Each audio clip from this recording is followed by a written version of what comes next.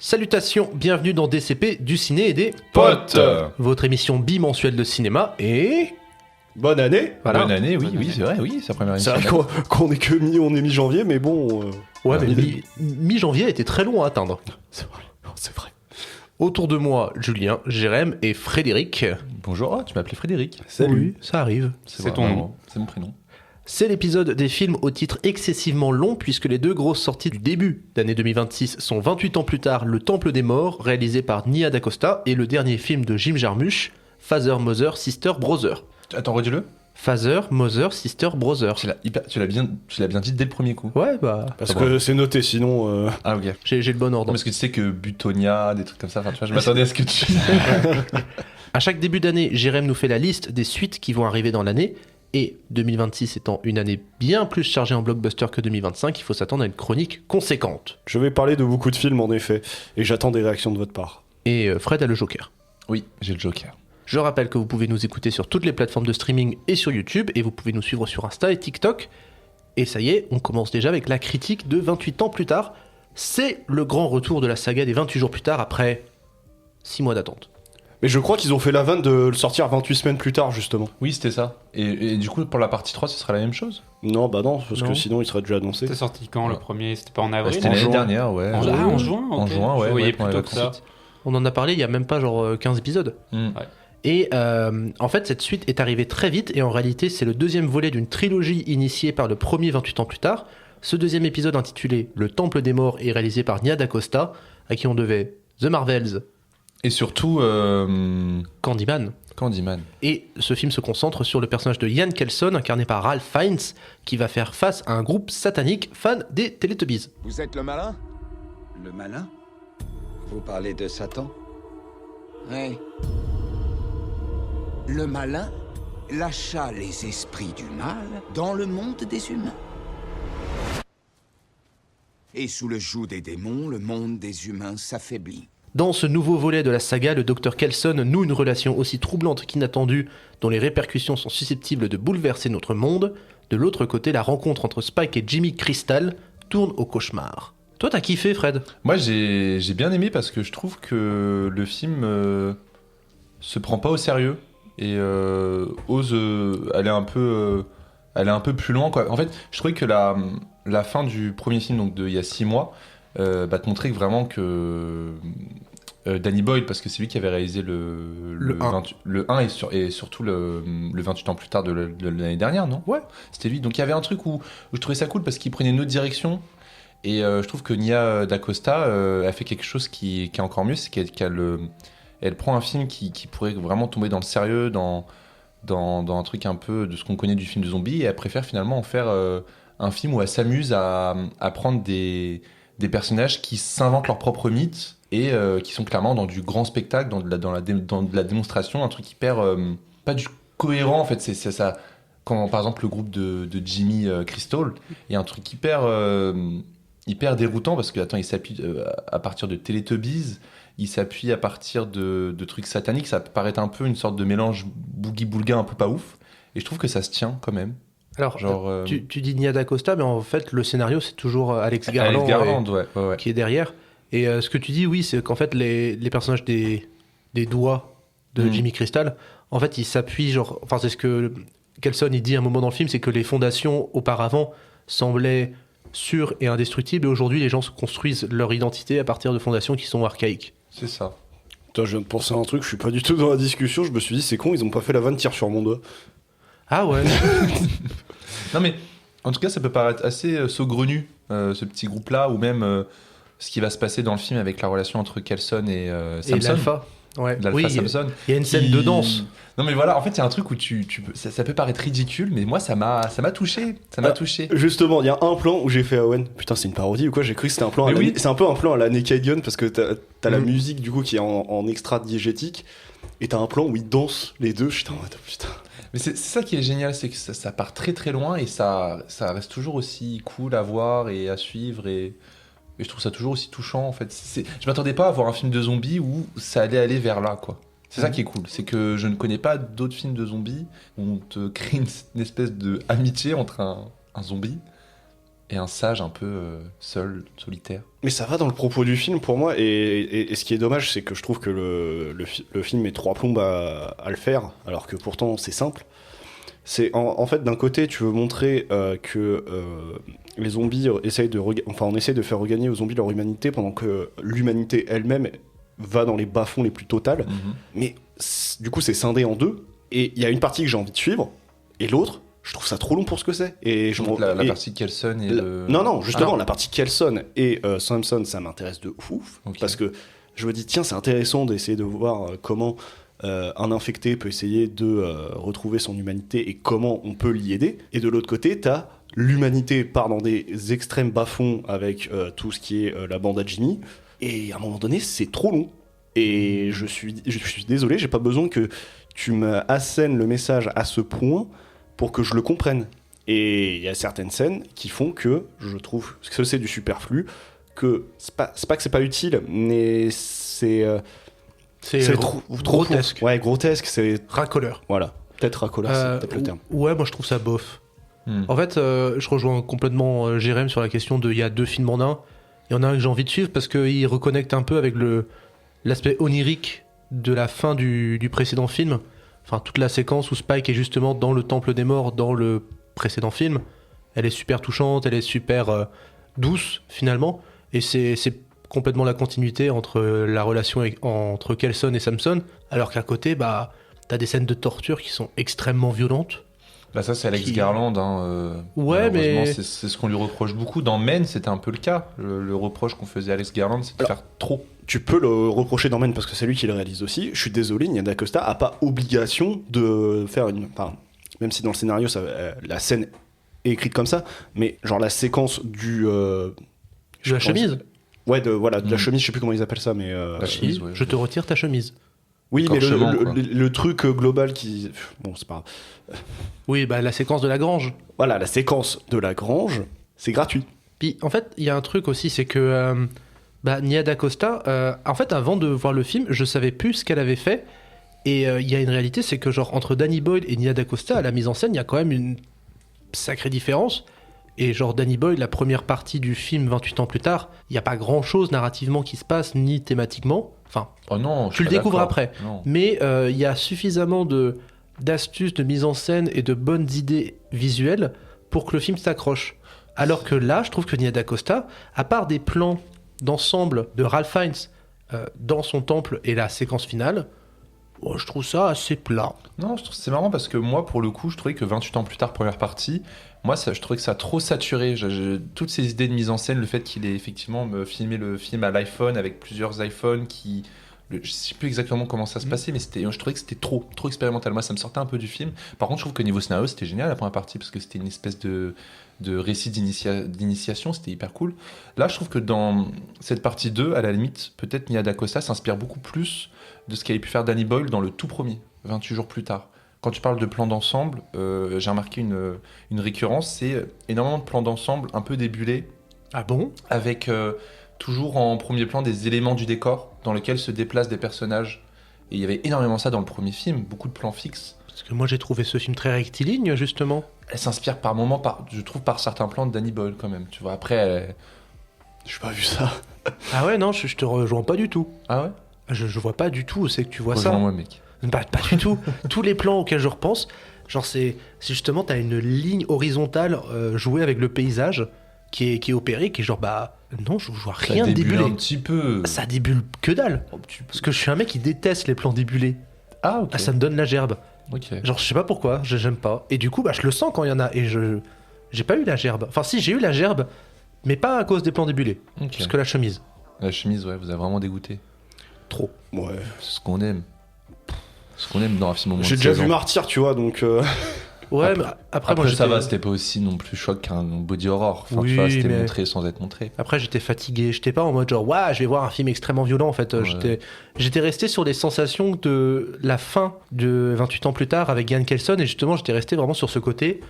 Ah, le personnage il est doux, il est apaisant, il est à l'écoute. Et j'avais complètement omis le fait que j'allais suivre une bande de salopards qui adorent torturer les gens en disant Teletubbies, Teletubbies. Mais moi, ce qui m'a plu dans cette bande-là, c'est bien entendu Jack O'Connell, parce que c'est un gars que je suis depuis longtemps. Les gens commencent vraiment à connaître ce mec depuis Sinners. Moi, je le connaissais depuis Skins, et il a toujours eu ce rapport-là, des personnages qui sont très violents, très physiquement présents, mais qui sont à la fois très touchants. Et c'est marrant, on en parlait juste avant de faire l'émission, mais moi, je trouve que dans 28 ans plus tard, partie 2, du coup, celui-là, je trouve que Jack O'Connell garde ce côté très... c'est un gros connard, tu vois, mais en même temps, il y a une espèce de sensibilité qu'il a en lui et qui est assez touchante. Je sais pas ce que vous en avez pensé, mais moi, c'est pour ça que la bande à Jimmy, moi, j'arrive à la suite parce qu'il y a Jack O'Connell, clairement. Parce qu'à partir du moment où il y a la confrontation entre Kelson et Jimmy Crystal, le personnage de Jimmy Crystal doit faire preuve de ressources et improviser, là où pendant 1h15 de film, quand même, il est assez chill et il peut juste laisser pleinement exploser son sadisme. C'est ça, j'ai l'impression qu'il était en roue libre en fait. Ouais, et puis en fait, moi j'ai pas du tout aimé suivre ce mec-là faire ce qu'il fait en fait. Peut-être sadique. Mais c'est vrai que je trouve que justement la confrontation entre Kelson et Jimmy, je trouve qu'elle est hyper cool. Ah bah justement, ça devient très intéressant. C'est là où ça commence à devenir intéressant. Ouais. Ça rattrape vachement le film. Ouais. Après, moi, il y a un truc que j'aime pas avec Jack O'Connell. C'est Chico. Ah mais ça c'est le but. Je sais. Non, mais c'est juste pendant tout le film, j'avais les yeux rivés sur les chicots. J'étais en mode, mais c'est dégueulasse. Et puis en même temps, t'es dans un monde T'aimes pas trop les plans dedans, toi, Owen. Ouais. Bingo 2026. T'aimes pas le sourire de Willem Dafoe dans Ça, il aurait lu la nous. Ah non, je le déteste. Ah ouais, ça ouais. Je suis d'accord. Mais après, t'es dans un monde post-apo en vrai. Donc, oui. Ah bah c'est normal, tu te laves pas les dents. Hein. Et donc, moi, pendant toute la séance, je me disais, mais attends, je connais l'actrice oui. qui aime bien. Attends, c'est mon crush en fait, c'est mon gros crush de 2025 qui est encore là, quoi. Mais ça y est, genre, elle a une perruque, tu vois plus ses cheveux roux, tu la reconnais plus. Je la reconnais pas. J'ai oublié son nom. Et Erin Kellyman, mon cher. Merci. Voilà. Erin Kellyman, je t'aime. C'est honteux. Non, franchement, je l'avais pas reconnue, c'est assez drôle le fait qu'ils aient tous une perruque blonde. Oui. En fait, voilà, je trouve ça tellement absurde. On part quand même d'un groupe qui imite les Teletubbies, qui s'appelle tous Jimmy, qui ont des perruques blondes, et ça marche quand même, je trouve. Alors, tu vois. Qui imite les Teletubbies, c'est quand même une grosse. Enfin, tu sens que le mec a quand même une emprise sur les autres qui est assez importante, et que c'est vraiment juste un mec qui a compris qu'il avait un pouvoir sur ces gens-là et qui en use. Bref, moi, en tout cas, en résumé, juste, j'ai passé un super bon moment, j'ai bien rigolé. Devant un film qui se prenait pas au sérieux, mais qui arrive quand même à toucher un peu. Le sous-texte, il est là, de toute façon. Hein. Mais moi, il a fallu attendre en fait que Crystal et Kelson se confrontent pour trouver un vrai intérêt. Et j'en ai. Ah oui, je trouve que le personnage de Spike, genre. il est pas trop vraiment finalement il est pas présent. exploité, quoi. Il est censé être vraiment genre ce personnage qui doit évoluer. Et je trouve que peut-être ça arrivera plus tard, mais il n'est pas encore. Il n'a pas pris le contrôle de son aventure, de son récit.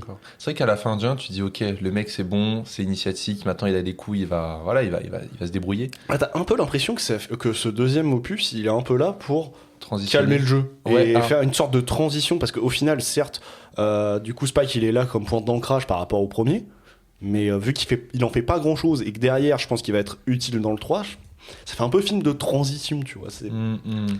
Après ça c'est le souci à chaque fois qu'il y a une suite, et on se demande souvent est-ce que c'est une suite de transition, est-ce que c'est un film qui peut se tenir en lui-même. Bon, il a plus des airs de stand-alone en vrai, je trouve, hein. Parce que tu ôtes le fait que Spike et Kelson se sont rencontrés dans l'épisode précédent. Tu peux très bien mater ce film-là en te disant bon bah voilà, t'arrives in medias res, t'as un petit gamin qui se fait bully par des Teletubbies, par un concours de circonstances, il va les suivre et il va les suivre dans les pires atrocités jusqu'à ce qu'il rencontre un monsieur orange. D'ailleurs, je peux faire un petit aparté, je trouve la première séquence absolument dégueulassement filmée. Vraiment, je l'ai trouvé dégueulasse niveau mise en scène. C'est vrai, dans le toboggan, enfin dans la piscine. Genre au moment où ils commencent à se battre, j'ai trouvé ça dégueulasse que ce soit en mise en scène ou en montage là, vraiment. Genre tu sais, c'est dans une piscine désaffectée. Oui, je m'en rappelle, ouais. Ça cut quasiment tout le temps, il y a pas un plan qui est fixe, tu comprends pas trop ce qui se passe. C'est vrai que dès qu'il y a des moments d'action assez importants, je trouve que ça cut un peu trop, et t'es un peu perdu, c'est un peu brouillon. Ouais, et puis voilà, c'est censé être un film d'horreur ou pas ? Parce que, en fait, à part faire. Le film, genre, je pense il fait pas de build-up. Hein. Le film, il va plus vers le gore. Je pense que c'est ça qui a fait le moins de 16, c'est ça qui a fait plein de trucs. Mais genre, les zombies. Non, c'est le gros chibrax de l'autre aussi. Qui a fait le moins de 16. Mais les zombies, c'est des machines à jumpscare, mais genre, il y a qu'une seule scène de personnages qui se font pourchasser par des zombies. Et c'est avec la séquence avec les personnages de la grange, donc tu les connais même pas. Et sinon, les zombies, quand ils apparaissent dans le film, c'est vraiment juste pour faire du jumpscare. Et techniquement, j'ai l'impression qu'ils sont pas utiles. En vrai. À part, Bah- à part Samson qui est utile parce que ça sert le scénario du film, j'ai l'impression que tu pourrais me dire qu'on est dans un monde sans zombies, j'y croirais parce que vraiment ils sont quasiment absents du film. Après, de la même manière que Walking Dead, hein. Voilà, j'allais y venir, c'est qu'à un moment, en fait, c'est des gens qui vivent dedans depuis maintenant 30 ans, donc les zombies, c'est devenu une espèce d'arrière-plan, en fait, c'est plus forcément le problème principal, tu vois, et ça, c'est normal. C'est plus le cœur du récit, mais Oui, après c'est pour faire le truc enfin les trucs de zombies classiques en mode les humains sont pires et tout, enfin voilà. Oui, Non. voilà. Mais en tout cas, ouais, heureusement qu'il y a vraiment ces 30 dernières minutes et cette scène de Number of the Beast qui est vraiment trop bien. Et je trouve que le maquillage de Ralph Fiennes dans cette séquence-là, enfin, il doit incarner le malin. Et je trouve qu'il le porte très bien sur sa gueule avec son maquillage et son corps. Et c'est le moment vraiment où j'étais super impliqué dans le film, mais il a fallu attendre vraiment 1h30. Et ça se finit en soufflé, je trouve, avec ce jumpscare zombie Oui. qui m'a énervé, Pourtant- je te jure. Pourtant le plan commence, toute cette séquence-là commence super bien parce que le plan qui est du coup à l'inverse et qui se fait une rotation 360, je le trouve magnifique. Mais alors derrière, tu passes en plan POV, tu sais directement où le film Ouais. où ça va t'amener. Oui, c'est vrai que ce petit jumpscare, je l'ai trouvé un peu de trop. Oui, je suis d'accord. Ouais. Totalement gratuit. Oui, Plusieurs totalement jumpscares. Enfin, plusieurs jumpscares sont totalement gratuits. Pourtant, je savais que ça allait arriver, je me suis fait surprendre, c'est normal. En même temps, tu me balances dans les enceintes, dans les enceintes, un truc comme ça. Ouais, le mixage sonore, il aide pas non plus. Hein. Enfin, moi j'ai dit tout ce que j'avais à dire. hein. C'est un film qui est quand même, je trouve, plaisant à regarder, qui est assez drôle. Moi, je me suis vraiment marré devant. Et... Mais je sais que quand je regarderai après la liste des films sortis en 2026, je vais tomber dessus et être en mode ah ouais c'est vrai. Oui, non, mais tout Bah, comme la première partie qui était sympa, mais qui est pas forcément. Ah, si, quand même, Ça t'avait vraiment. marqué, ouais. Bon, il y a eu quelques films qui se sont rajoutés, c'est sûr, mais facile top 15-20 de l'année dernière pour moi. Peut-être pas non plus, mais Et le 3, il est prévu pour quand? Je sais pas. Justement, je pense sais qu'ils pas. attendent de voir si celui-là fonctionne pour. ah Je Pour pense le qu'ils ont lancer. dû tourner le 1 et le 2 peut-être en même temps. 2020. Ou à peu près, 2027. Oui, Ah, quand voilà. même. Je croyais qu'ils attendaient que de savoir si ça fonctionnait ou pas. Mais... Ok. Est-ce que le film est sorti hier en France, mais Oui, j'ai quand même les chiffres de la France, mais bon, pour un budget quand même, il faut le dire, de 63 millions de dollars pour celui-là. Je crois que c'est tout petit peu plus que le premier, si je dis pas de bêtises, j'ai plus le chiffre en tête. Mais bon, pour le premier jour en France, qui était donc celui du 14 janvier, il a fait 13 978 entrées. C'était le troisième des sorties du jour derrière l'affaire Bojarski et Furcine et Liban. Voilà. après je me dis genre à avoir tourné les deux à peu près en même temps, ils ont dû faire des économies. Bah, c'est ça en plus, surtout que ça réutilise les mêmes décors. Alors à quel point. Et en matière d'économie, hein, parce qu'après avoir ouvert Cannes en 2019 avec The Dead Don't Die, Jim Jarmusch a décidé de faire un film encore plus épuré sur rien du tout, puisqu'il revient avec un film à sketch qui lui a valu le prix du Lion d'Or à la Mostra de Venise. Casting, comment J'allais dire scandale, j'ai pas vu ce qui était en face, mais bon, voilà. Casting XXL et production multinationale dans ce film qui va nous emmener aux USA, à Dublin et à Paris, à travers 3 histoires de famille. What do you say we toast our tea to family relations? D'ailleurs, tu dis USA, c'est pas au Canada? Pourquoi ça? J'avais l'impression que c'était Canada. mais Comme c'est la peut-être nature qui s'est connu. reculée, c'est le Canada, c'est ça? Peut-être. 3 histoires qui parlent des relations entre des enfants adultes et leurs parents quelque peu distants, et aussi des relations entre eux. Oh, je sais pas, vu ton ton, je me doute de ce que t'as pensé du film. La neutralité du présentateur, voyons. Oh, C'est neutre, t'as adoré toi. moi j'appelle rompiche. Oh. Rompiche, désolé. Julien, tiens. Je pense pas que ça mérite un Lion d'Or. C'est pas le meilleur Jarmusch que j'ai pu voir. Mais c'est très loin d'être une catastrophe. Je trouve que c'est très correct. Mais le gros problème que je reprocherai au film, c'est cet effet de sketch où je trouve que les 2 premiers sketchs sont assez poussifs, alors que le 3e est vraiment beau. Ah. Et je pense que le 3e aurait pu mériter son long métrage. Ah merde, c'est marrant. Parce que au début t'acquiesçais, J'étais en toi. train d'acquiescer en mode ah oui, je suis d'accord. Non, moi c'est l'inverse, c'est que je trouve que les 2 premiers sont vraiment cool et je trouve que le 3e est trop dans le pathos. Trop dans. Comme justement, parce qu'on est habitué dans les 2 premiers sketchs à voir la relation entre les enfants et leurs parents, le fait que les parents soient absents dans le 3e sketch, il y a un truc un peu où je sens qu'à un moment c'est un peu du surplace et tu m'aurais fait un long métrage avec ça, je pense que je me serais vraiment fait Je chier. trouve que les 2 premiers sketchs sont pas ultra nécessaires, à part lier la thématique et donner un peu un renversement à cette 3e partie où la 3e partie est un renversement des 2 premières parties, parce que vu qu'il n'y a pas les parents, c'est les souvenirs des enfants de leurs parents, là où les 2 premiers sketchs c'est plutôt des parents qui sont présents, qui sont encore vivants, mais toute la distance qui s'installe avec leurs enfants. C'est dans les thématiques très contemplatives de Jarmusch, très poétiques, mais voilà, je trouve que c'est quand même un peu long, un peu poussif, et ça a ce côté un peu si quelqu'un qui ne s'y connaît pas en cinéma a une vision du cinéma d'auteur, c'est un peu le type de film qui te sortirait, un peu par méconnaissance, mais du coup ça confirme un peu ça que ça fait très la parodie du film d'auteur qui brille en festival. Mais je trouve qu'il y a quand même de très belles choses dedans, notamment dans la troisième partie, notamment dans les dialogues, dans l'alchimie entre les personnages. Voilà. C'est marrant, hein. Moi je trouvais qu'il n'y avait aucune alchimie entre le frère et la sœur. Alors, vu ce qu'Owen m'en avait dit, je croyais que j'allais me faire chier tout du long. Ça va quand même. Mais, alors, attends, j'ai pas fini ma pensée. J'étais en encéphalogramme plat pendant tout le film, tellement j'en avais rien à faire de ce qui se passait sur l'écran. C'est assez dingue. Parce que je sentais quelle sensation il voulait faire procurer. Alors, normalement, notamment sur les 2 premiers, t'as beaucoup de gêne qui est instauré dans le truc. Mais ça me touche. Enfin. Bingo. Non, ça ne fonctionne pas sur moi. Oh, il a trouvé une autre. Mais oui, mais ce que j'aimais bien, du coup, beaucoup de gens l'ont dit, c'est que c'est le genre de film qui, dans ses silences, dans cette manière assez simple de frontalement montrer les choses, ça fait quand même que tu arrives à t'accrocher un peu à ces silences et ces moments gênants dont tu parles. C'est ça qui est savoureux. Oui, c'est ça, c'est là où j'aurais pu me faire chier et au final, ça allait quand même. Tu vois, je pensais que vraiment. Savoureux, faut pas pousser. Non, mais c'est savoureux, tu vois, de voir cette gêne, je sais pas, entre Vicky Krieps et la mère, j'ai oublié le nom. Charlotte Rampling. Voilà, tu vois, il y a un truc un peu où les non-dits sont quand même bien mis en scène, tu vois. À la limite, la deuxième pastille, je vois l'intention qui est un petit peu intéressante avec cette fleur qui obstrue la vue de tout le monde, la manière de boire une tasse de thé pour combler un silence, la façon dont Kate Blanchett va s'isoler dans la salle de bain, juste pour se regarder dans le miroir en retirant ses lunettes parce que elle est tellement coincée que c'est juste le seul geste d'insubordination qu'elle est capable de trouver. Le parallèle entre les 2 sœurs aussi. Mais l'ennui, je suis désolé les gars. En fait, le film il a commencé, il y a eu genre peut-être 6 ou 7 génériques de boîtes de prod, ouais. De boîtes de prod. Ensuite, il y a eu toute la séquence où genre Adam Driver et sa sœur sont dans une voiture en mode « Oh là là, papa, il est tout seul depuis que maman est morte.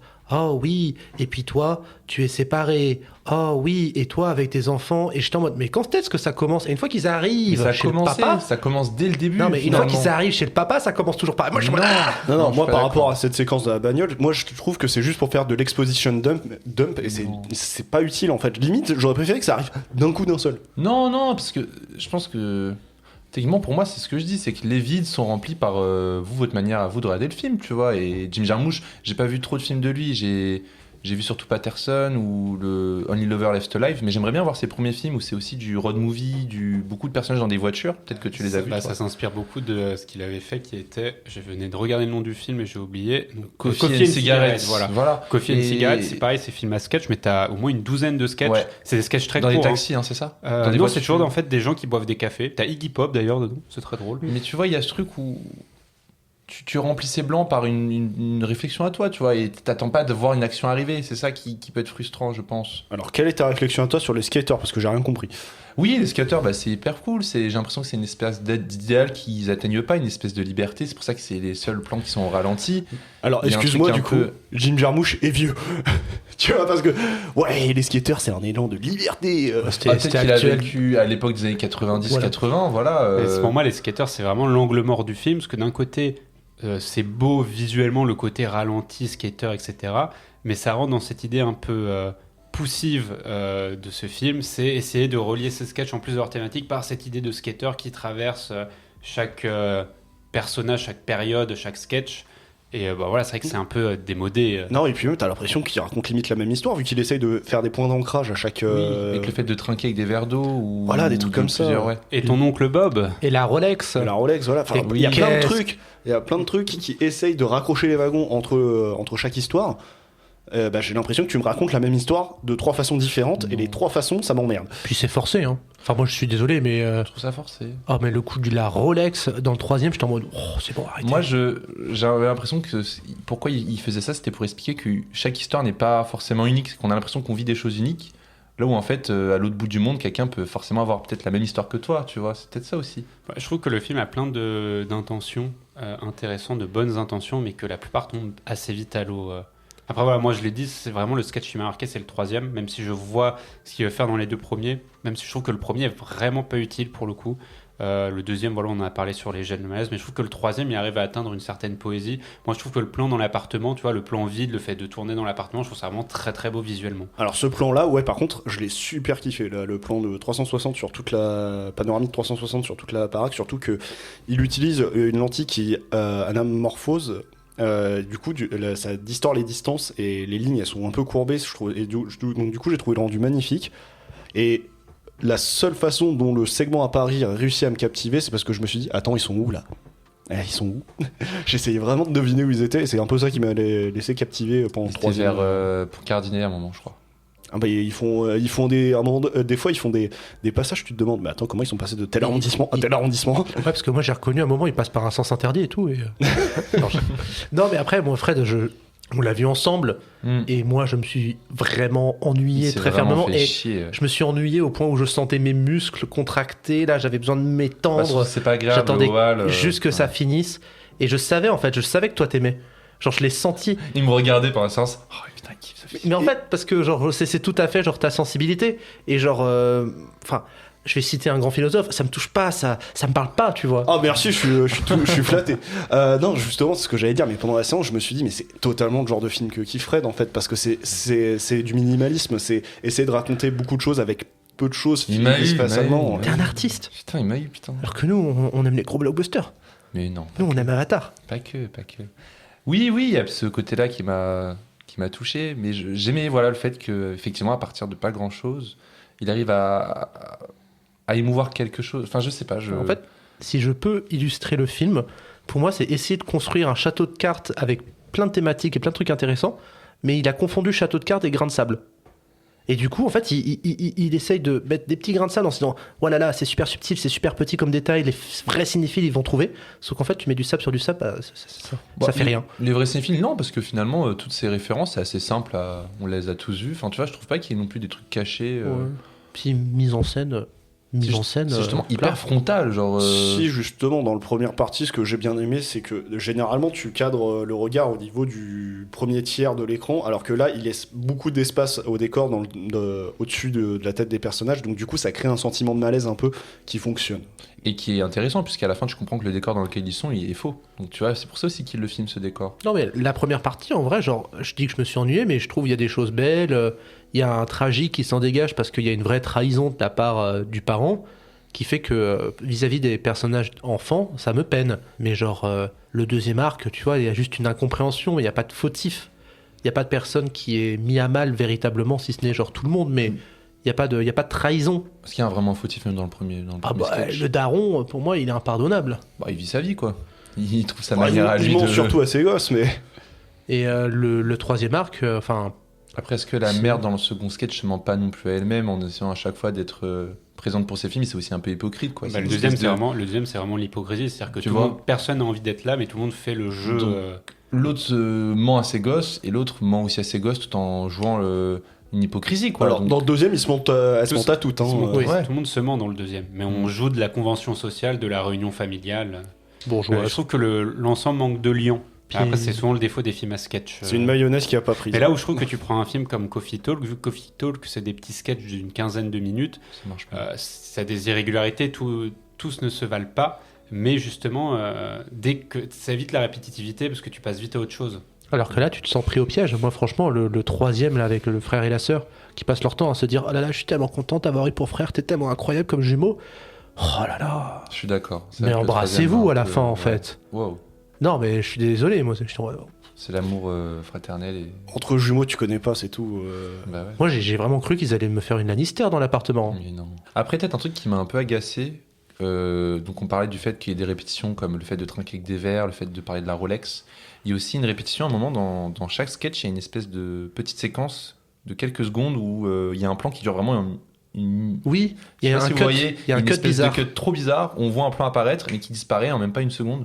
Ouais. Et je suis un peu en mode, mais ça sert à quoi ça ? Et bah, moi je pense que c'est se toucher la nouille très fortement. Voilà, c'est peut-être ça un peu qui m'a agacé. Mais sinon, non, c'était sympa. J'ai passé un bon moment avec ce personnage. Ouais, bah pas moi. Oh. Voilà. Est-ce que vos repas de famille sont aussi chiants?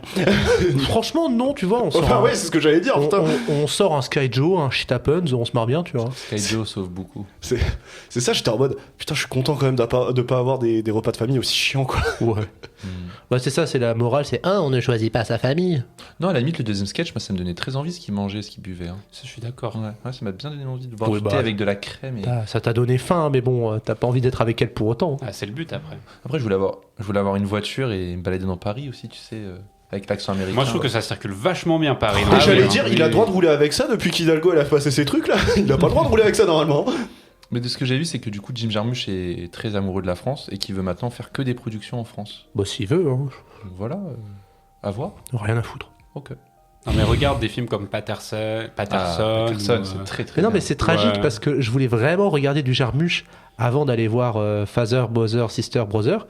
Et en fait, genre, je suis allé sur Canal, il y avait que The Dead Don't Die que Ah j'avais ouais, non. déjà vu et qui m'avait Ah non. profondément ennuyé. Bah, ils sont sur Mubi ces films. Oh. Mais alors, je te voilà. conseille, Ouais. donc t'as Patterson et surtout. Only Lover Left Alive. Non, c'est celui-là avec Euh, Forrest Whitaker. Ah oui, Ghost Samurai. Ghost Non. Dog. Ah mais je l'ai Ghost vu Dog. celui-là, putain, c'est très- vrai bah, que ça Ghost fait Dog, c'est longtemps que je l'ai vachement vu. bien parce que t'as le côté très poétique de Jarmusch, et beaucoup de réflexion. Sauf que tu suis un tueur à gages qui, en fait, vit en suivant le Bushido. C'est-à-dire qu'en fait, il se répète toujours des mantras, etc., pour vivre sa vie, mais en fait, derrière, il tue des gens et il est en conflit avec des yakuza. Enfin, je dis des yakuza, en fait, il est en conflit avec la mafia. Ouais. Et ça a vraiment un bon mélange de genres pour le coup. Mais par contre, si tu le regardes, bon, je sais que tu le regarderas de cette façon, regarde-le absolument en VO parce que la VF est dégueulasse à cause du coup du personnage du vendeur de glace là, Oui.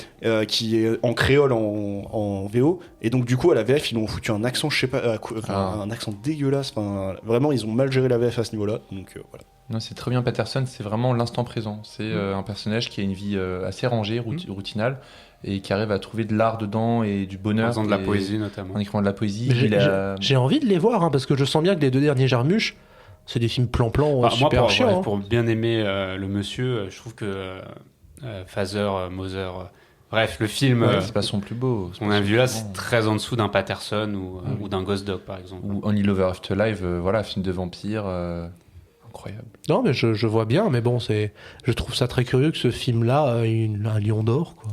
Mais ça, l'année dernière, le Lion d'Or, c'était La Chambre d'à côté. Hein. Ah ouais. Oui, non. C'est pas un film qui Ouais. m'a marqué. Non plus. C'était Ouais, pas j'avoue. nul du tout, mais c'est pas un film que j'ai trouvé extrêmement marquant. Et je vois même pas c'est quoi. C'est de la Almodovar. Le Almodovar, tu l'avais pas vu toi. Ouais, je l'avais manqué celui-là. C'est pas le film que je trouve. Mais pareil, il y a un truc qui est en commun entre les deux, c'est cette idée de minimalisme. C'est vrai. Et j'ai l'impression qu'à Venise, en ce moment, le minimalisme se fait sa place. À Berlin, le lion. Berlin. Non, c'est la Mostra de Venise. C'est la Mostra. Ah, c'était la Mostra, je crois que c'était Lyon. Le lion, c'est la Mostra et l'ours. l'ours, Ah, je oui, confonds c'est lion la et mer, ours, c'est pardon. Et le canard, c'est à Cannes. Bah, c'est la palme. Le fameux canard de Cannes. Je viens de tilter, vraiment. J'avoue que moi aussi, je viens d'avoir la révélation il y a 20 secondes avant de la faire. C'est beau. C'est Voilà. un palmier. hein. Hein C'est un C'est un palmier, palmier, hein. hein, C'est la pas une palme de canard. hein. Mais pour 100 cannes, c'est. Ah, je veux dire, il y a que des canards là-bas. Dans ces cas-là, il faut une canne de vieux parce qu'il y a que des vieux qui habitent à Cannes. Puis voilà. Bah, c'est bien d'eux que je parle, des canards de Cannes. Les- Mais je te parle des cannes des vieux parce que ils marchent avec des cannes les vieux là-bas là. C'était le Camoulox. Ouais. Allez, Tu peux faire cette vanne là aussi. Hein. allez, passons à autre chose. Passons au chiffre. Alors, donc, du coup, budget inconnu pour ce film-là, et encore, je pense qu'il faut mieux pas le savoir. Donc, pour un box-office mondial à environ 3 millions de dollars, dont environ 536 000 aux États-Unis. Et pour la première semaine en France, qui était du 7 au 13 janvier, il a fait 145 064 entrées. C'était le premier des nouvelles sorties de la semaine. Bon, en même temps, il n'y avait rien d'autre. Ah oui, il y avait vraiment rien à ce moment-là. Ouais. C'est pour ça qu'on a décidé de reporter l'émission à une semaine. Parce que sinon, c'était vraiment le film principal. On en aurait parlé encore de plusieurs heures ensemble, je pense. Non? LOL. Non. Il y a un autre film sympa qui est sorti la même semaine. hein. C'est vrai que du coup, en petit rattrapage, qu'est-ce que vous avez sous la dent? Bah moi j'aimerais bien enchaîner sur les échos du passé parce qu'il y a une petite comparaison à faire avec le Jarmusch. Alors je retrouve juste le nom de la réalisatrice. Et donc voilà, je vais vous parler des échos du passé de Masha Chilinski. Donc c'est un film allemand qui a eu le prix du jury. Prix du jury ex aequo avec Sirat. Voilà. Ouais, prix ex aequo avec Sirat. Et premier film aussi. Donc en fait le concept des échos du passé, c'est que ça se passe dans une ferme en Allemagne, mais qu'on va suivre la ferme sur différentes périodes et différentes époques. Et en fait, pourquoi je comparais avec le Jarmouche, c'est qu'on a cette même idée d'avoir plusieurs récits, mais on va pas avoir ce côté sketch, et on va pas avoir telle époque, puis telle époque, puis telle époque. C'est, comme le titre l'indique, des échos, c'est-à-dire qu'on va avoir une portion qui se passe au début, je donne pas exactement les époques, parce qu'on le découvre dans le film, et c'est important, mais ça se passe au début du XXe siècle. Il y a une époque qui se passe dans les années 70-80, et une autre période où tu vas voir que c'est vraiment le monde contemporain. Mais en fait, tous les récits s'entrecroisent tout le temps. Et en fait, le point commun de ces récits, donc, c'est cette ferme-là, et c'est surtout une idée d'héritage qu'en fait, tu comprends au fur et à mesure que tu suis les membres d'une même famille. Et en fait, ce qui est super intéressant, c'est que le film te donne pas du tout toutes les clés. C'est-à-dire qu'en fait, tu te lances directement dans une scène, tu passes d'un personnage à un autre, et c'est au fur et à mesure du film que tu commences toi-même à faire les liens. Et je trouve que c'est vraiment super bien. Et c'est très fantomatique comme film, parce que tu as vraiment cette idée de... Tu suis un personnage, et tu as une éruption du passé, et en fait, tu as plein de points communs entre chaque époque. C'est-à-dire que dans le Jarmouche, on avait cette idée de tu as une phrase qui revient, tu as un motif qui revient à la montre. Là, c'est la même chose, mais ça a vraiment du sens. Je trouve que rien n'est gratuit dans le film. Tout fait du lien. Et en termes de mise en scène, c'est très intéressant en termes sonores notamment. Alors, je vais pas dire que c'est lynchien, parce que ça a quand même sa propre patte, mais on retrouve cette idée de texture du son à la Lynch.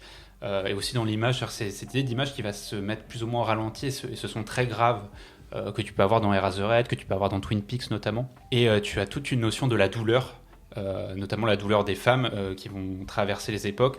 Je donne pas plus de détails, mais il va être question aussi de la stérilisation forcée des domestiques, question d'inceste, de viol, ce genre de choses, de suicide. Donc en fait, c'est un film quand même assez dur. Et en même temps, c'est dur, mais vu que tu as beaucoup de moments familiaux, je trouve que ça reste grave, mais c'est pas totalement asphyxiant. Et notamment parce que tu as une des époques qui est racontée à travers le regard d'un enfant. Et je trouve que ça arrive à quand même désamorcer un peu la gravité du film, même si au bout de 2h30, ça peut être un peu lourd à subir. Voilà. Et c'est beaucoup en termes de mise en scène, des plans qui sont... très calfeutré, c'est-à-dire qu'en fait on voit des plans à travers des serrures, des plans qui sont toujours mis de côté, c'est-à-dire que le spectateur est mis au même niveau que ses personnages, en fait à côté, ne peut pas s'exprimer. Voilà. Non, Donc c'est vraiment très particulier comme film, mais je pense que c'est un film qui vaut vraiment le coup, parce que tu as beaucoup d'onirisme, et même de l'onirisme qui tire même presque à l'horreur, en fait, des fois avec cette mise en scène.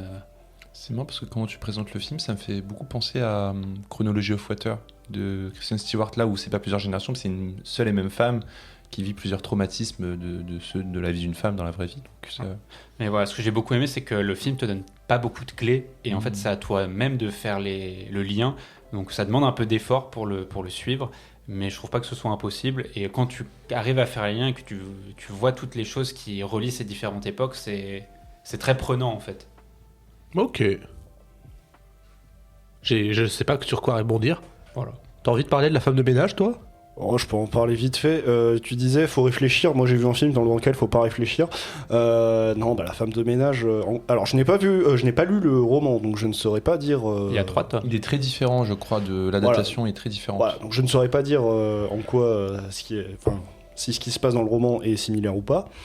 Il n'empêche que pour moi, c'est quand même le McDo du thriller, c'est-à-dire que c'est insipide, mais t'as quand même bouffé.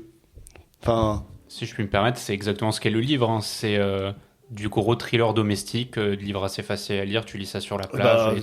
Voilà, c'est à peu près pareil. Sauf qu'il y a une personne qui surnage dans toute cette merde, c'est Amanda Seyfried.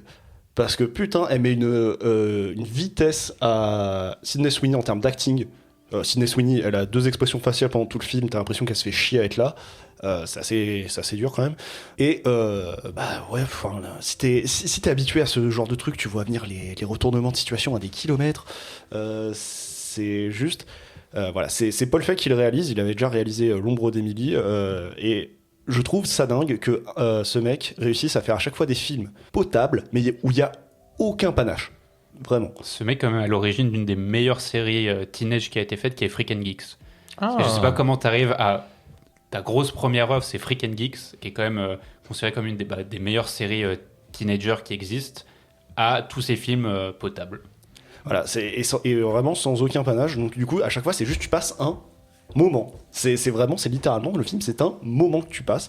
Voilà. j'ai pas grand chose de plus à dire, quoique si je trouve la fin intéressante. Pas intéressante, vraiment la toute fin, je dis, ah ok, ça amène à quelque chose qui est quand même sympa, tu vois. Bah, ça mène à une suite, de ce que je comprends. Alors, ça amène à une suite, mais même dans le discours du film, enfin dans le discours que ça veut dire, du coup, je trouve ça cool Ok. comme fin. Mais sinon, ouais, je sais pas. Le film fait déjà un carton, donc je vais pas vous le conseiller de pas aller le voir ou pas. Le film fait déjà un carton.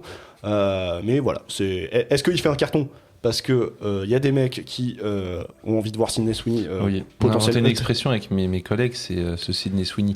Enfin, je suis désolé, mais c'est vrai, il y a énormément de gens qui vont voir ce film juste pour l'actrice. Et je vais pas mytho, j'y suis allé un peu pour ça aussi. Hein, je vais pas. Ah, d'accord. Ah bah je vais pas. Non, je vais pas mytho. Hein, Ok. je suis un mec célibataire. Non, mais c'est. Puis Sydney Sweeney, en vrai, malheureusement, a fait que des mauvais choix dans sa carrière. Donc Bah, là, malheureusement, oui. là, Après, le roman est très très populaire, donc ça Oui, m'étonne pas que ça les aussi, gens oui. viennent voir l'adaptation. Hein. Voilà. Mais par contre, oui, je me souviens de ma séance où le mec était vraiment beaucoup trop impliqué. Dès que le générique de fin il a commencé, il s'est barré seconde 1 du générique de fin.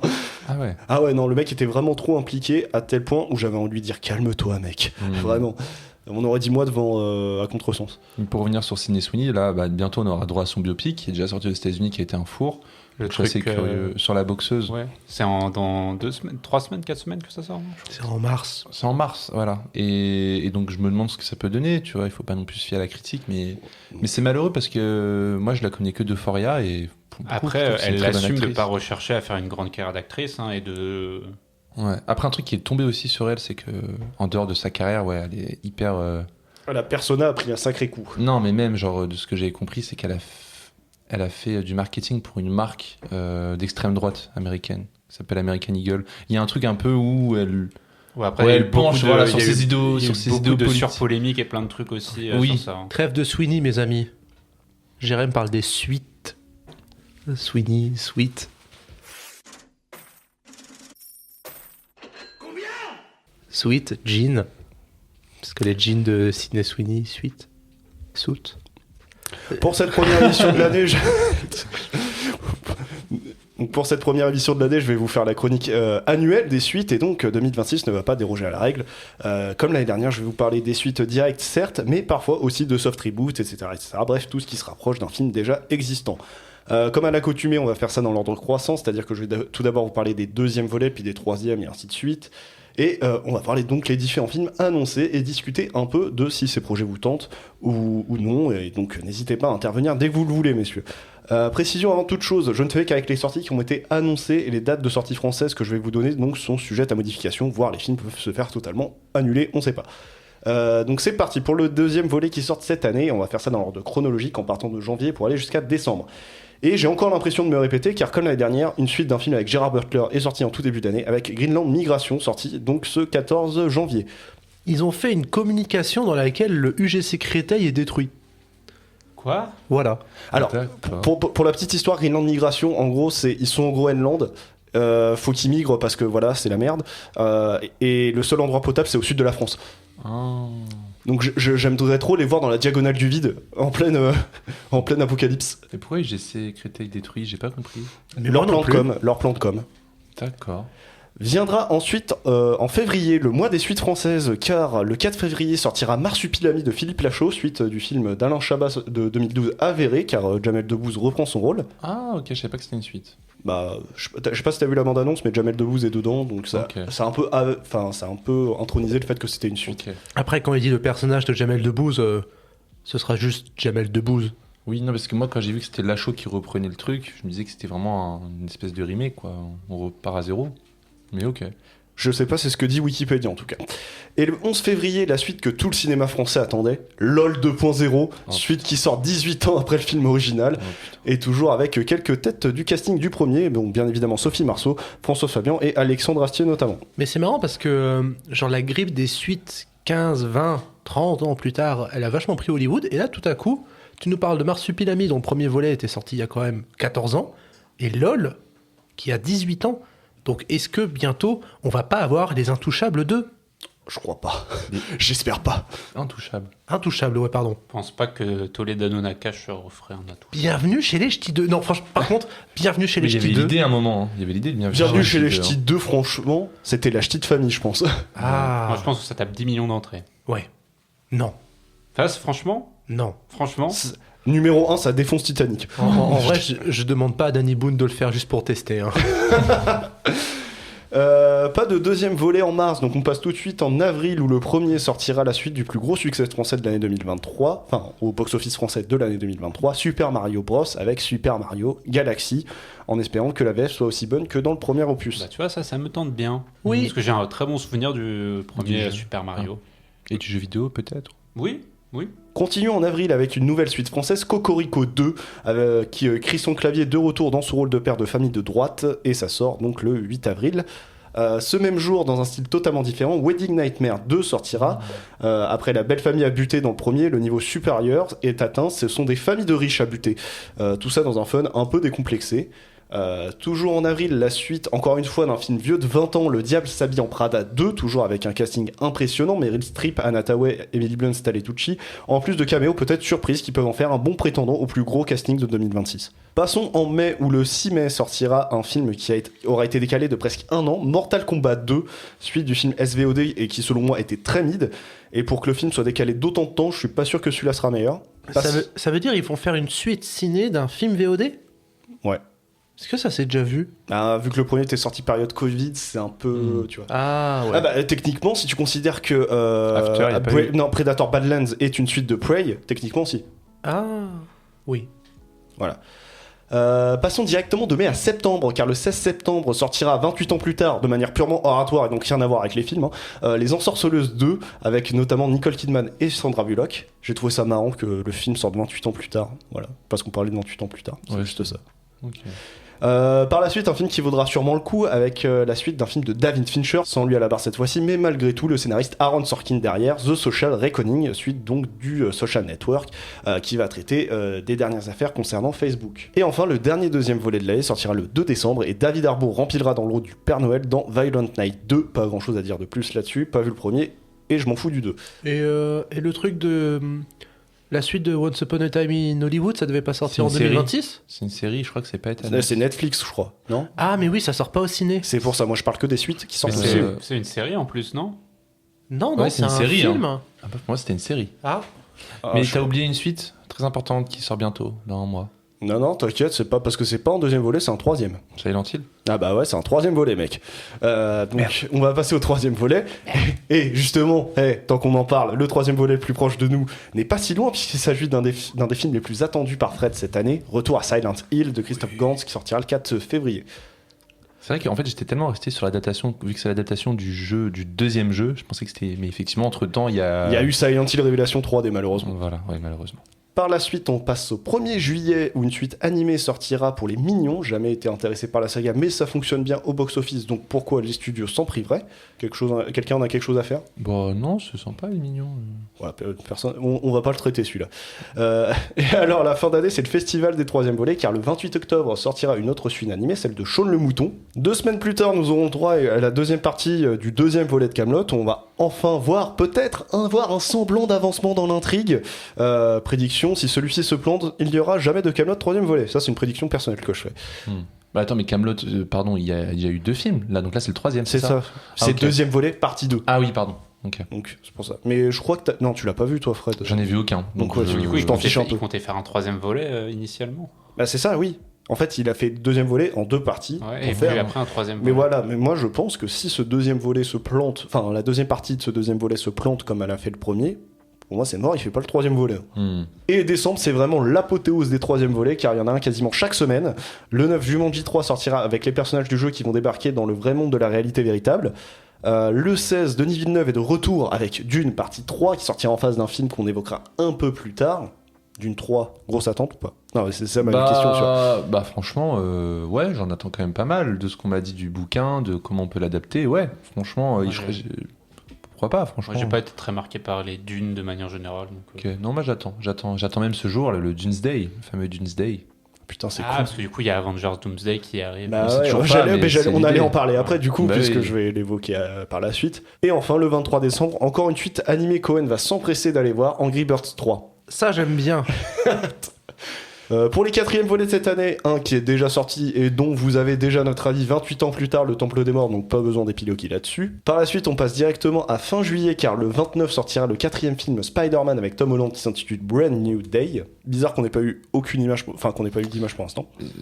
Marvel, souvent, ils font ça un peu tard, non? Ouais, mais t'en as eu sur Doomsday, donc c'est un peu bizarre. Un mois plus tard, le 26 août, le Indiana Jones animé espagnol revient avec prédiction personnelle, car le titre français n'est pas encore sorti, Tad l'explorateur et la lampe magique. Et enfin, le 25 novembre, Ariana Grande rejoint la famille Forniquet et Barnes dans le nouveau volet de Mon beau-père, et je ne sais pas quoi cette fois-ci, car le titre français n'est toujours pas public. Donc plutôt beau casting avec Robert De Niro, Ben Stiller, Owen Wilson qui reprennent leur rôle également. Cette année, 2 5e volets, tous deux sortis par Disney. Le 17 juin, Toy Story 5, avec une confrontation entre les outils numériques face aux bons vieux jouets. Vous avez Bah, pour le coup, moi, je l'attends pas trop, ce film. Je trouve que c'est un peu... J'en ai un peu marre, Toy Story, là, pour le coup. Ouais, parce que du coup, le 3, tu te dis, c'est tellement... Mais oui, c'est ça. Le 4, je l'ai un peu oublié, pour le coup. Je l'avais apprécié, Toujours mais sans pas vu le plus. 3. Et je trouve que c'est un peu trop, là, tu vois. Dès qu'on arrive au 5, à la limite, Shrek 5, ok. Mais Toy Story 5, je sais pas. Je suis pas forcément hype. Et donc, on va en parler, l'un des films les plus attendus de l'année qui sortira en face de Dune partie 3, Avengers Doomsday. Donc, le fameux Doomsday, qui donc aura lieu le 16 décembre. Votre priorité ce jour-là? Alors, en fait, j'avoue que moi, Marvel, depuis Endgame, ça m'intéresse plus Bah, spécialement. Il y a quand même un plus grand bagage par rapport à Doomsday. Je préfère aller voir Dune, perso. Mais malgré le fait que je suive les Marvel, etc., plutôt Dune Ok. partie 3 également. Moi, à la limite, je me vois, si je le fais en une journée, ce parcours, j'irais peut-être voir Dune seul. Et Doomsday, j'aimerais bien le voir en fin de journée avec des amis. Tu vois, un truc un Ouais. peu qui se partage plutôt. Là où Dune, ça me dérange pas de le voir seul. Tu vas te faire éclater les oreilles par Denis Villeneuve, là. Ah oui, il faut le voir dans de bonnes conditions aussi, surtout Dune. Hein. C'est ça. Et donc ensuite, pêle-mêle pour les sagas qui sortiront plus qu'un 5e volet. Le 25 février, Scream 7 débarquera pour la première réalisation du scénariste historique de la saga Kevin Williamson. Alors pourtant, j'ai bien aimé Scream 5 et dans une moindre mesure Scream 6, mais aucune envie sur Scream 7, vraiment, hein, malgré le retour de Neve Campbell. Et en plus, ça a l'air de tourner autour d'une histoire sur sa fille, donc un peu éloignée de ce que faisaient les films d'avant. Donc apparemment, la saga tourne en rond. Le 10 juin, la parodie de Scream, Scary Movie 6, sortira et essaiera, on l'espère avec brio, de parodier tous les éléments du Elevated Horror. Et pour la blague, des Legacy Sequel, ça se nommera juste Scary Movie. Ah ok. Voilà. Ok. Il n'y aura pas le 6 dans le titre, ce sera juste pour faire genre comme Halloween, Scream, qui sont Ok. sortis récemment. Encore dans l'horreur, le 22 juillet, le nouveau volet de la saga Evil Dead, avec Evil Dead Burn, réalisé par le français Sébastien Vanitschek, réalisateur de Vermine. Et ça m'intéresse de fou. Ça, c'est intéressant, surtout au scénario. Ouais. Et Parce donc, que c'est Sébastien Vanitschek. voilà, Et parce que- Florian Flaubert. Florent Bernard au scénario également. Donc, du coup, Sébastien Vanitschek qui a été adoubé par Sam Raimi pour faire ce volet de la saga. On va voir ce que ça donne, mais je place beaucoup d'espoir en ce film personnellement. Je pour pense l'avoir rencontré en Q&A. en après-séance, quand il y avait Vermine, c'est vraiment un mec c'est un mec de la débrouille, hein, qui a fait vraiment tous ses courts-métrages comme tu le fais avec des amis à la fac. Donc que le mec soit arrivé jusqu'à là pour faire Evil Dead, c'est un mec qui a vraiment de la tête pour réfléchir, même s'il n'a pas les moyens. Donc là, il a les moyens de faire un truc, donc je pense que ça peut être intéressant. Horreur toujours avec le 6e volet d'Insidious, Insidious The Bleeding World, qui sortira le 19 août. Oh, faut arrêter. Hein. Ouais, voilà, les derniers étaient vraiment osef, donc ça risque encore d'être le cas pour celui-ci. Horreur encore et toujours avec le 7 octobre, le 6e volet d'une saga française, Du Cobu et le fantôme de Saint-Potage, toujours réalisé par Elise Moon. Oh là là, faut arrêter. 6 Ah ouais, c'est le 6e, ouais. Déjà. Moi, je me souviens, mais il n'y a pas si longtemps que ça pour moi. Je passais devant le MK2, il y avait du Cobu 3. J'ai hésité. Le 3, mais putain, ça date. Bah, peut-être qu'il y en a un tous les ans. Oh putain. Elise Moon, il carbure en fait. Bah ouais, c'est ça, on gagne pas. Hein. En Du fait, Cobu. Linklater, il fait 2 films par an. Ouais. Elise Moon, t'inquiète, il est là. Hein. Bah, du Cobu 3, c'était en 2020. Bah voilà. Mais c'est vrai que 2020, c'était il y a 6 ans. Attends, Du Cobu 3, c'était en 2000 combien, t'as dit? 2020. Le 5 Ah ouais, février ouais, bah ouais. 2020. Donc oui, c'est pareil logique, un film tous les 2 ans en fait, un truc dans le Mhm. genre. Et enfin, le 25 novembre, le nouveau volet de la saga Hunger Games, Lever de soleil sur la moisson, qui est donc le 6e volet, si je dis pas de Et bêtises. c'est le deuxième des. Parce qu'il n'y avait pas déjà eu un premier film qui est sorti il y a quelques années où ça se passait avant. C'est ça. C'est ça, hein. Et donc bon, là, c'est vu la que ça fait suite. partie de la saga Hunger Games en général. Voilà. Ok. J'ai pas suivi la saga, donc... Mais c'est bien. Non, là, tu as les 4 premiers. Ensuite, tu as le spin-off qui se passe vraiment genre 80 ans avant. C'est les toutes aux origines de... Il était comment le spin-off? Mais il est très bien. Ok. De Snow, là, le président Snow. Et là, donc, ouais, le spin-off premier, je crois que c'était genre les 10e ou 20e éditions des Hunger Games. Et là, c'est les 50e. Ok. Et j'ai vu les BA, il y a une vibe un peu Midsommar, j'ai vu. Ok. Bon, Donc, pourquoi pas. parce que ça a l'air très fleuri. Ok. Je sais pas. Bon voilà. En tout cas, avec tout ça, vous avez une vision assez globale du paysage des sorties, des suites de cette année. Et donc, bonne année 2026 au cinéma, mais pas qu'avec les suites.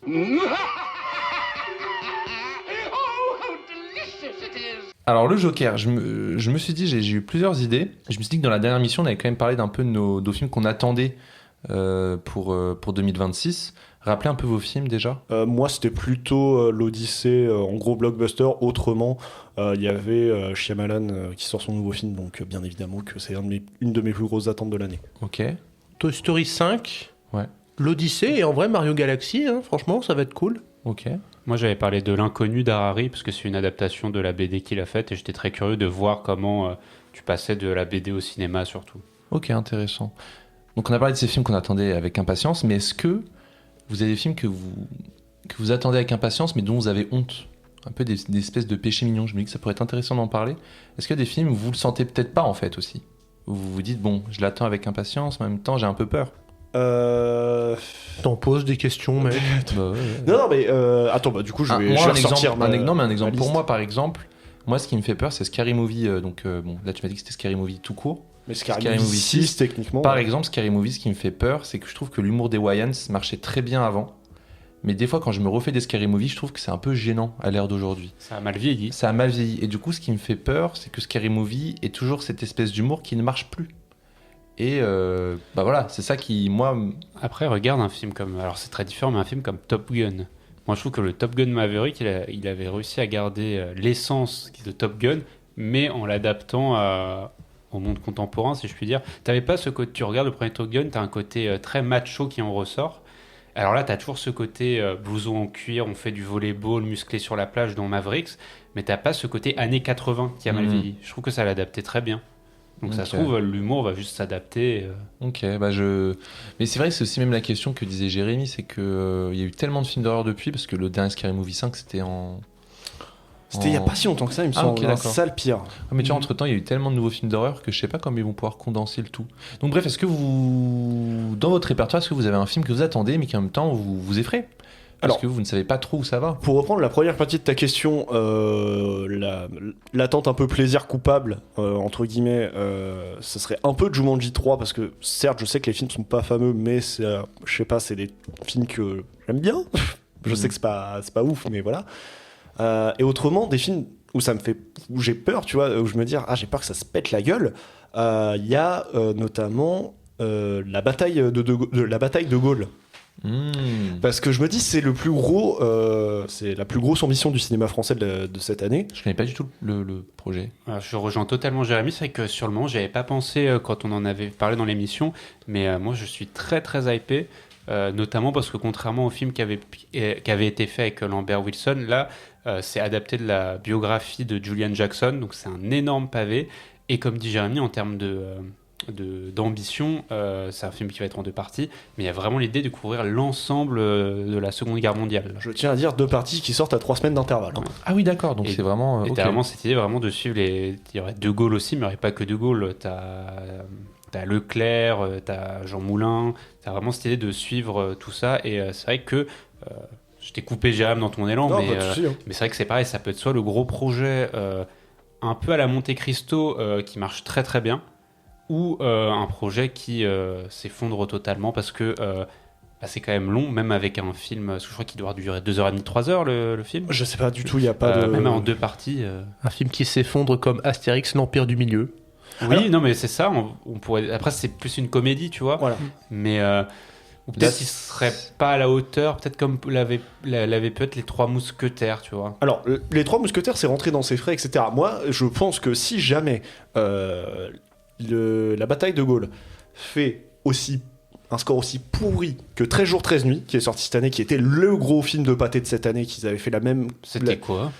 Tu vois, tu vois, qu'ils avaient fait le même coup, c'est-à-dire sortir que Monte Cristo, le sortir au moment de la fête du cinéma, etc. Le vendredi, là, au moment de la fête du cinéma, ça s'est planté, mais comme jamais.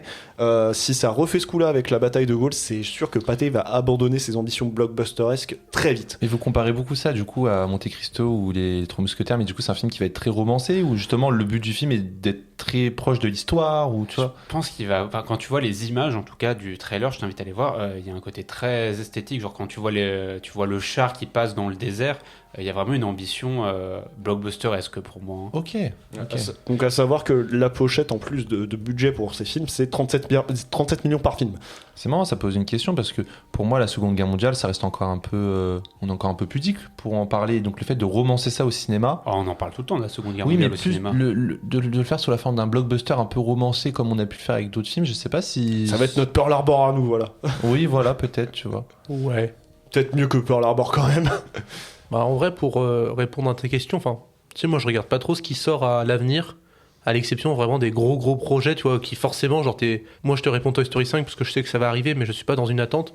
Mais du coup, ensuite, un peu crainte, bah, genre les éternelles suites de trucs que j'aime bien, genre Spider-Man Brand New Day. Bon, j'aime pas les films avec Tom Holland, mais je suis fan hardcore de Spider-Man, donc forcément j'irai voir, et forcément, genre. Tu penses que tu seras déçu? Je sais pas, peut-être qu'ils peuvent prendre une décision intéressante, genre partir sur quelque chose. Ils ont un champ de possible qui est assez ouvert. Donc maintenant, c'est est-ce qu'ils prennent une bonne décision ou pas. Mais par exemple, une autre suite aussi que j'hésite presque à aller le voir parce que le précédent volet m'a tellement énervé, c'est Kaamelott 2, partie 2. Parce que je suis en mode, bon, bah c'est Kaamelott. Voilà, mais bon. Plutôt que de parler des suites, parce qu'on a quand même évoqué pas mal juste avant, sur les films classiques standalone qui sortent et qui peuvent faire peur, moi le biopic sur Michael Jackson aussi, Oui, c'est vrai que là ça peut être c'est un gros morceau ce truc là. Bah, est-ce que le biopic va prendre. Quelle partie il va prendre?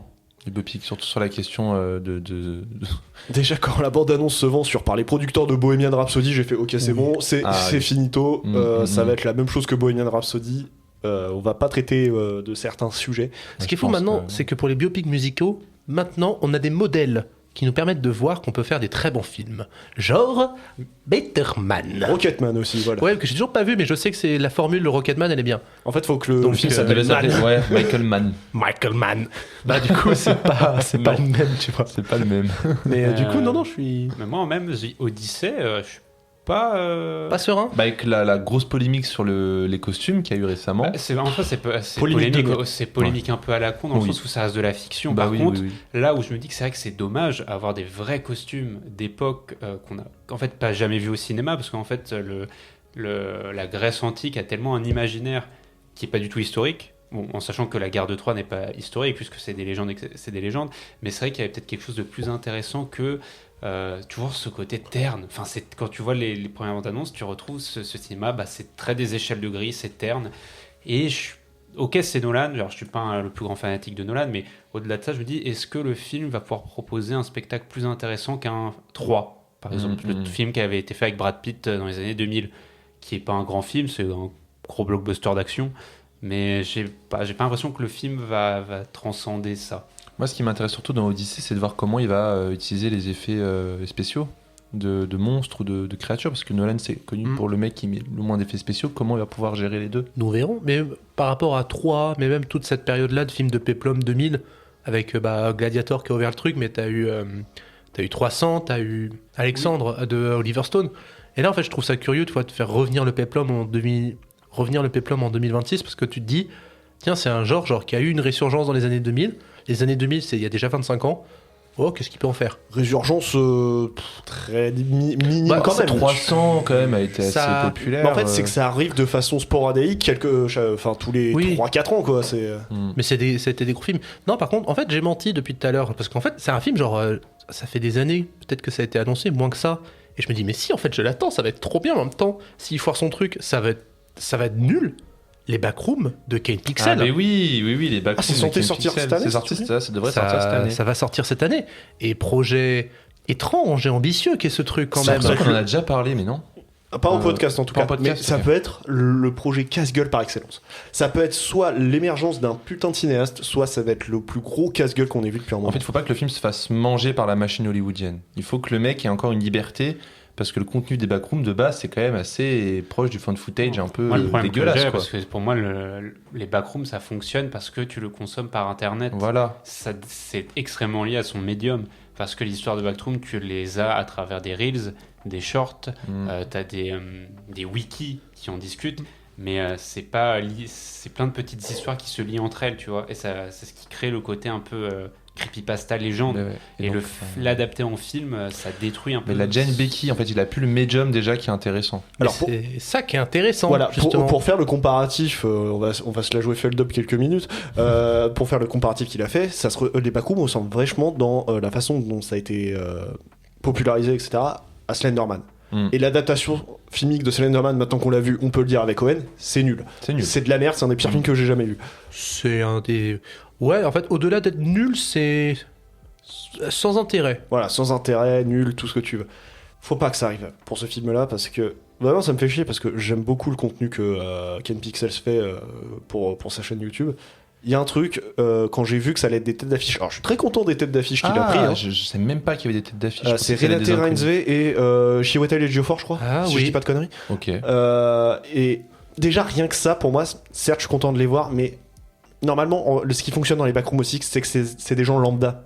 C'est des gens que tu les connais pas, ça, tu peux te... Après, Renate Reinsve, c'est plus une actrice de film d'art et d'essai. C'est vrai. Donc Mais- c'est aussi rassurant dans l'idée où plutôt que de faire du casting racoleur, on essaie d'avoir vraiment du comédien. Mais bon, c'est des personnes, tu connais leur tête déjà, c'est pas des gens auxquels tu peux te dire putain ça pourrait être moi. Mais justement, enfin, moi, pour finir sur les backrooms, ce qui me fascine, parce que ce dont je suis très extatique de voir, c'est la forme que ça va prendre, c'est l'ingéniosité de Ken Parson. Si il va réussir à trouver autant de bonnes idées qu'il a eu sur YouTube, qu'il peut en avoir au cinéma, parce que c'est un premier essai au cinéma, donc c'est déjà voir l'émergence d'un artiste qu'on connaît déjà, mais dans un médium différent, avec un produit qu'il connaît plutôt bien.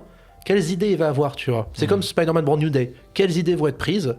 Et est-ce que ce seront les bonnes? Et est-ce qu'elles seront bien appliquées? Bah après il est pas mal entouré, hein. Il y a quand même James Wan à la Production. prod, ouais. Donc il est pas Puis mal entouré le c'est gars. le studio A24, on va dire qu'A24, disons qu'il peut lui donner une certaine liberté autre que d'autres studios, donc il Ou y a un ça truc- peut être l'inverse, qu'un 24, on en avait déjà parlé, mais ça devient très uniforme, les Oui, productions. ça aussi. C'est Oui. ça, il commence à être, ça commence à être un studio avec une patte reconnaissable. Enfin voilà, hein, c'est normal, c'est le but d'un studio. Faut que tu aies une patte reconnaissable quand même hein, dans ton studio. Mais là, au point où ça peut en devenir de la caricature. Donc, Et puis si on arrive au dernier film de l'année, bah, il y a Doomsday. Doomsday où depuis longtemps on dit qu'on en a marre de Marvel, mais il y a quand même, moi j'ai cette curiosité de voir. Parce que c'est le retour des Avengers. Parce que c'est le retour des Avengers, il y a un peu ce truc. 7 où à ans après, l'époque- finalement. À l'époque, les Avengers, c'était ça, c'était réunir plusieurs super-héros. Maintenant, ils veulent aller au-dessus, c'est réunir plusieurs sagas de super-héros en un même film. Donc, qu'est-ce que ça va donner? Est-ce qu'ils vont réussir à... Ça va être indigeste. moi je pense que là, ouais, Ouais. en fait ça dépend de la durée du film. Alors ça me ferait chier qu'il dure 3 heures comme Endgame, mais Il va si durer c'est 3 heures. si c'est ce qu'il faut pour que ça soit digeste, ça va, tu vois, mais si c'est pour tout condenser en 2h30 et que ça soit indigeste comme un peu le syndrome Batman vs Superman qui en édition ultime de 3 heures fonctionne très bien alors que sur l'édition de 2h30 c'est un peu indigeste. Là j'ai peur que si ça dure, si c'est pas assez long que tu ressors du film en mode waouh, c'est chaud comment c'est mal construit, tu vois.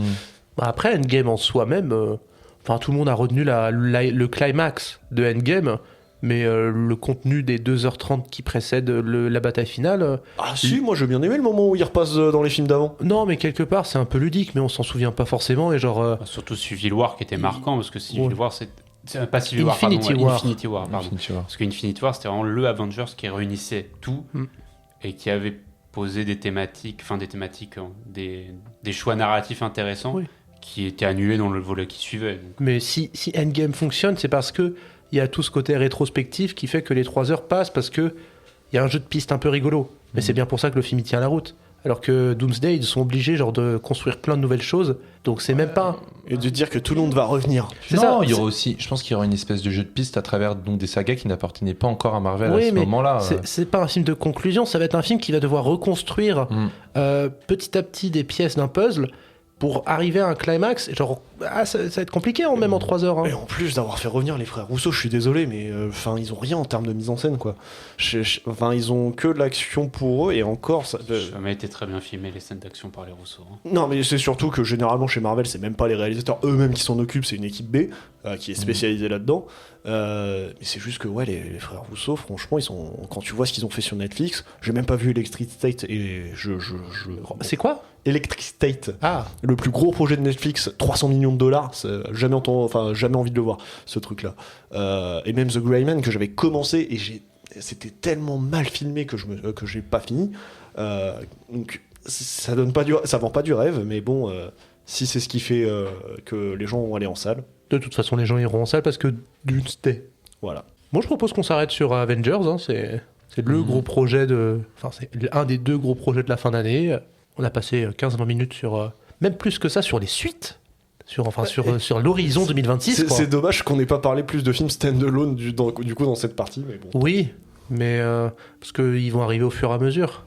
Oui, mais voilà. T'as déjà des films qui sont annoncés hors des suites. Oui, il y a le Iñárritu, il y a plein de trucs. Oui. Mais il faut conclure, mes amis. On peut pas rester ici indéfiniment. À qui donnes-tu le Joker ? À qui je donne le Joker ?